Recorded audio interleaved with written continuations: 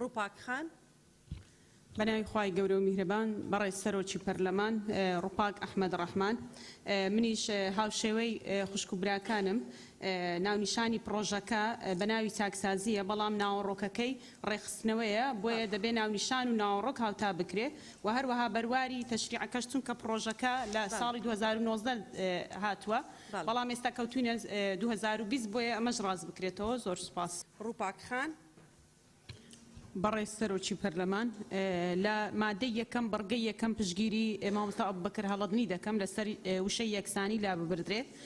و لە بەڕگەی سێم کە زۆربەی هاوکارانم باسییان کرد یاسای خانەنشینی ئیتیحادی لێرە بەرکار نییە و لە بەغداژ ئیلغا بۆتەوە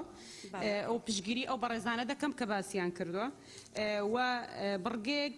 بۆ ئەو ئامانجەکان زیاد بکرێ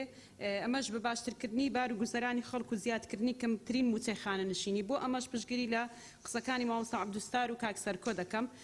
و هەروەها لە چوارەم بڕگەش ڕێخستنەوەی خانەنشینی خاوەن وەزیفە باڵاکان و پلە تایبەتەکان پشگیری قسەکانی دکتۆر شێرکۆ دەکەم کە وەزیفە تایبەتەکان و پلە باڵاکان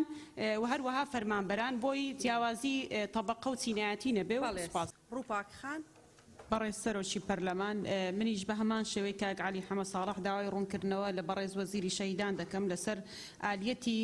کاریان بۆ شەهیدی حەقیقی ئایا چۆن دەتوانن جیای بکەنەوە و بە هەمان شێوەی هاوکارانم کە باسییان لە زیندانی سیاسی کرد کە 1800 زیندانی سیاسی 18,000 زیندانی سیاسی ماوە ئایا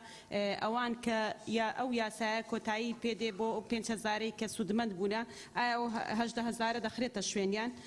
و هەروەها پشگیری لە قسەکانی شیرینخان دەکەم بۆ مادەی یەکەم بڕگەی یەکەم و پشگیری لە قسەکانی ڕۆژانخان دەکەم بۆ بڕگەی سێم و هەروەها بۆ بڕگەی شەشەم وشەی پاکردنەوە بۆ بنەماڵەی شەهیدان و لە ئاست بنەماڵەی شەهیدان وشەیەکی جوان نییە بۆیە هەڵوەشانەوە بە تەنها بەسە و ئیکتیفا بێ بەسە دەست خۆش. زۆر سوپاس.